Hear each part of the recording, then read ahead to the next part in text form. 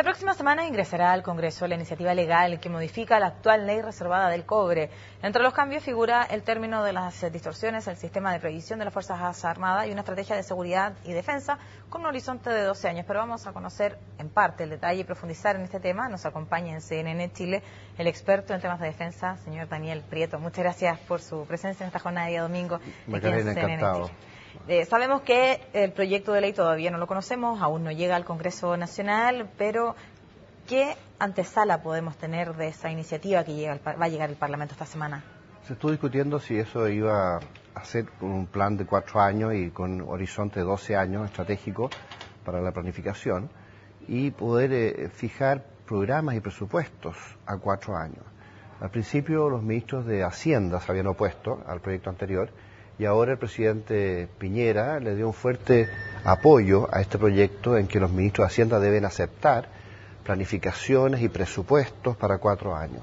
Eso da cierta estabilidad, porque había mucho temor que cuando se aboliera la ley reservada del cobre se creara un sistema muy inestable en cuanto a la fuente de financiamiento para las Fuerzas Armadas, la estabilidad de esa fuente de financiamiento. Y afortunadamente estos 4 años impulsados por el presidente dan ciertas garantías de un poco más de estabilidad. Ahora, mucho más estabilidad daba la ley del cobre. Pero como hay una política de abolir esa ley, lamentablemente, porque yo creo que nos da bastante estabilidad que hoy día no la vamos a tener a partir de este cambio. Sé que se aprueba en el Congreso, hay que esperar claro, esa discusión. Si es que se aprueba y en qué condiciones se aprueba.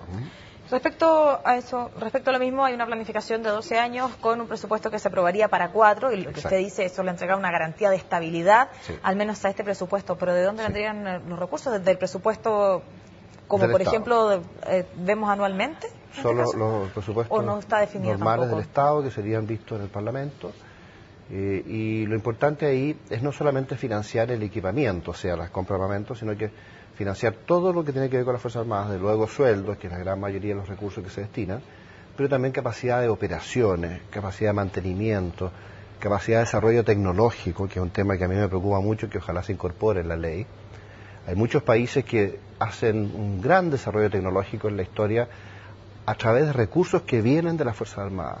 Chile, desgraciadamente, ha desaprovechado esa capacidad, esa oportunidad histórica de usar la fuente de fondos de las Fuerzas Armadas para desarrollar su tecnología. Ojalá que lo incorporemos. Pero uno de los grandes problemas que hemos visto es que muchas veces se compra armamento, pero después hay dificultades para tener recursos para operar esos armamentos y para mantenerlos operativos. Eso básicamente cuando empezamos con este sistema de renovación que hemos vivido también en los últimos años, pero no me quiero alejar en estos momentos específicos de la ley reservada del cobre. Usted señaló recién, señor Prieto, que para usted es lamentable que se derogue en este caso esta ley reservada del cobre. Hoy día el presupuesto de las Fuerzas Armadas ¿es transparente para los chilenos? Sí, se sabe bastante bien. Los montos son alrededor de 4.000 millones de dólares en total, incluyendo alrededor de 1.800 millones propiamente para las Fuerzas Armadas y otros tantos para las pensiones de vejez, para todo el programa de Capredena, para los oficiales que están en retiro y los suboficiales y los soldados que están en retiro. Es un monto enorme porque las Fuerzas Armadas no se incorporaron al programa de AFP que se creó hace 30 años atrás. Y por lo tanto el Estado tiene que pagar el 100% de estos. Son montos que no han ido a un sistema de capitalización histórica. Por lo tanto, ellos a través de su jubilación, que parte de los 20 años, tienen que financiar todos estos fondos a través de un aporte directo del Estado, que ha llegado a la cifra enorme de casi 2.000 millones de dólares ahora. Y básicamente este proyecto modifica en algo el sistema de pensiones que hoy día tienen las Fuerzas Armadas. Hasta donde yo sé no toca el tema y es un error, porque evidentemente eso debería ser prioridad, mucho más prioridad que la fuente de fondos de financiamiento para la compra de armamento, que es lo que se está tratando de plantear ahora. Yo hubiera seguido con la ley del cobre en ese aspecto y me hubiera concentrado en el problema de los fondos de pensiones. ¿Por qué cree usted que entonces que se hace algo importante para, en este caso, el gobierno de turno Fue una cambiar la cuestión ley política, se planteaba, y sobre todo los economistas, los ministros de Hacienda, en fin, ciertos grupos de presión idearon este concepto de que no tenía mucho sentido tener una fuente de financiamiento basada en Codelco, en el 10% de las ventas, que es lo que se hace ahora. A mí me parecía una buena fórmula porque Chile, mientras dependió de los políticos para la fuente de financiamiento de las Fuerzas Armadas, tuvo mucha inestabilidad y eso fue muy notorio en los años 20, los años 30. hasta que el año 38 se crea esta ley de crucero que después se va perfeccionando el 42 y el 47, en fin, hasta que finalmente se establece esta ley del cobre, que se perfecciona en el gobierno militar, pero que había venido de todos los gobiernos anteriores, el gobierno de Frei, el gobierno de Allende, y en el gobierno militar se perfecciona, y después continúa con todos los gobiernos de la concertación durante 20 años, y nos dio una cierta capacidad disuasiva que nos ha permitido garantizar la paz y la estabilidad con nuestros vecinos y en general con el mundo.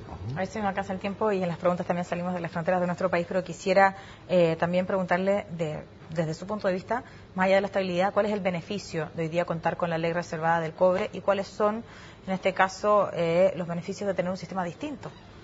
Los beneficios son la estabilidad en las inversiones para adquisición de armamento y para lograr un cierto nivel de equipamiento para el ejército, la armada, la fuerza aérea. Cuando usted habla de estabilidad, disculpe que lo interrumpa, solo para ser preciso, cuando usted habla de estabilidad, se refiere a que después va a ser una decisión política, ¿cuánto va a ser el presupuesto para las Fuerzas Armadas? Hoy día no tiene que ver con una decisión que pasa por el Parlamento y que básicamente roza la política. Era más o menos automático hasta ahora, pero ojo, hace 5 años, en el gobierno de Michelle Bachelet, se cambió la interpretación de la ley y de hecho las platas que vienen para defensa de la fuente de fondo de Codelco no se han entregado a las Fuerzas Armadas. Se ha creado un fondo aparte y se ha decidido cuándo entregarle y qué proporción de eso entregarle a las Fuerzas Armadas para comprar armamento en cantidades mucho menores que los que la ley establecía originalmente. En ese sentido, yo soy de la teoría que se ha violado la ley en los últimos 5 años. Y ahí se ha creado esta crisis que ha derivado en esta necesidad de crear una nueva ley. Pero no se han entregado los fondos que correspondían de acuerdo a la ley a las Fuerzas Armadas para equiparse. No se han entregado. ¿Por qué pasa eso? Simplemente por una decisión de que esto tenía que decidirse en Hacienda y en el nivel político, en el nivel de la Presidencia de la República, y las platas no se entregaron. Se entregó del rol del 23, 24, 27% en algunos casos o en otros, según los años, pero no el 100%. Y se creó un fondo de contingencia para emergencias estratégicas como una cosa teórica, pero eso no estaba contemplado en la ley original, es una interpretación ex post, que ni siquiera había sido discutida en el Parlamento. Así que simplemente fue una decisión administrativa del gobierno de la presidenta Michelle Bachelet, que se ha mantenido en el tiempo y ahora con el gobierno de Piñera eso sigue igual, hasta que se plantea esta nueva ley que vamos a ver cómo sale. Salgamos un poco de las fronteras de nuestro país. Usted señaló recién que esta ley reservada del cobre ha permitido la estabilidad y con la estabilidad también garantizar la paz. ¿Siente usted que eso se pudiera ver en alguna medida muy mínima vulnerado respecto del cambio de la ley? Y si es que además usted cree que, lo conversábamos antes de iniciar esta conversación, si es que es transparente el sistema de adquisición de armas de nuestro país respecto a quiénes son nuestros vecinos inmediatos, básicamente.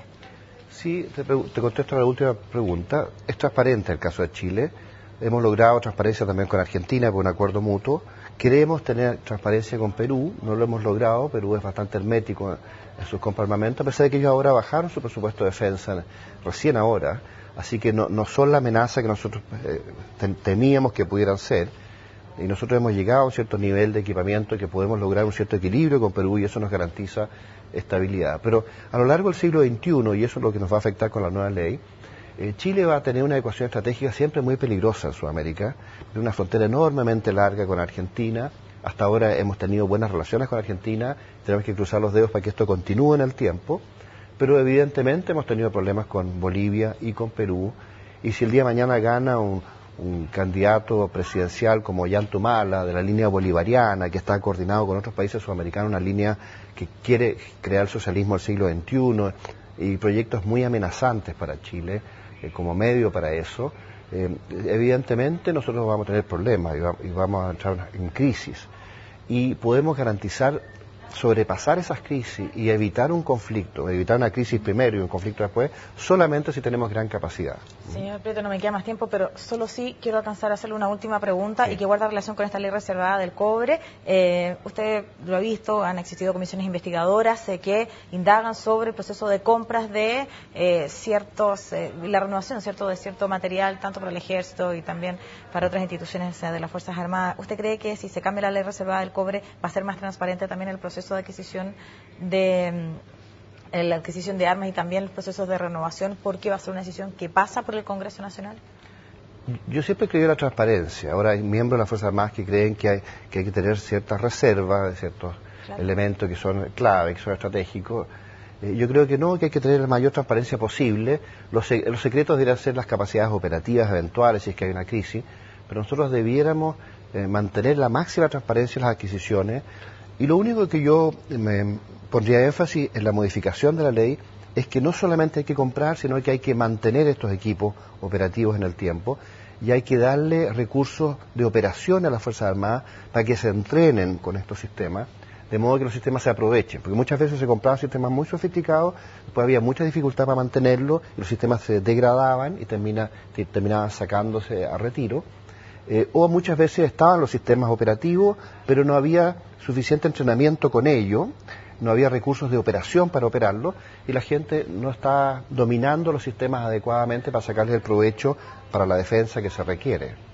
Perfecto, señor Prieto. Muchas gracias por su tiempo y por habernos explicado en algo esta modificación de la ley reservada del cobre, un proyecto que sabemos va a ingresar al Parlamento y ahí sí vamos a conocer un poco más. Ahí vamos a ver de qué se trata exactamente. Gracias, Macarena. Que esté muy bien, pues. Y de esta manera despedimos este segmento de informaciones. Siga junto a la compañía de CNN Chile. Pronto nos reencontramos con más noticias.